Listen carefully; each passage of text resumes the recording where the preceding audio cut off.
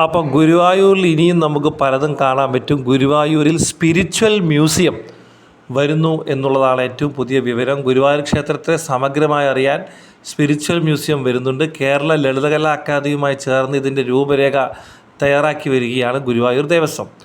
ഈ രേഖപ്പെടുത്തിയതും അല്ലാത്തതുമായ സംഭവങ്ങൾ, മേൽപ്പത്തൂർ പൂന്താനം പോലുള്ള പണ്ഡിതരുടെയും ഭാഗവതന്മാരുടെയും ഒക്കെ സംഭാവനകൾ, ചെമ്പൈ ഭാഗവതരും ഗുരുവായൂർ സംഗീത പാരമ്പര്യവും, അതുപോലെ തന്നെ ഗുരുവായൂർ സത്യഗ്രഹം ഉൾപ്പെട്ട സാമൂഹിക സംഭവങ്ങൾ, ക്ഷേത്രം, അതേപോലെ ശങ്കരാചാര്യ ചിട്ടപ്പെടുത്തിയ പൂജാക്രമങ്ങൾ, ഗുരുവായൂർ കേശവൻ മുതലുള്ള ആനകളുടെ ചരിത്രം, ഇങ്ങനെ കുറേ കാര്യങ്ങൾ ഈ സ്പിരിച്വൽ മ്യൂസിയത്തിലുണ്ടാവും.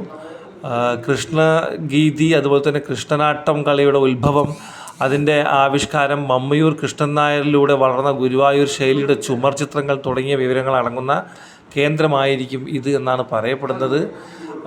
4 നിലകളുള്ളതായിരിക്കും ആ കെട്ടിടം എന്നും നമുക്ക് വിവരം വരുന്നുണ്ട്. ആനക്കോട്ടയോട് ചേർന്ന് അത് നിർമ്മിക്കാനാണ് ഉദ്ദേശിക്കുന്നത്. എന്തായാലും ഗുരുവായൂർ ദേവസ്വം ഇതിൻ്റെ ചർച്ച തുടങ്ങിയിട്ടുണ്ട്. അപ്പോൾ ഇനി ഗുരുവായൂർ പോകുമ്പോൾ ഒരു മേജർ അട്രാക്ഷനായി മാറും സ്പിരിച്വൽ മ്യൂസിയം എന്ന കാര്യത്തിൽ സംശയമില്ല.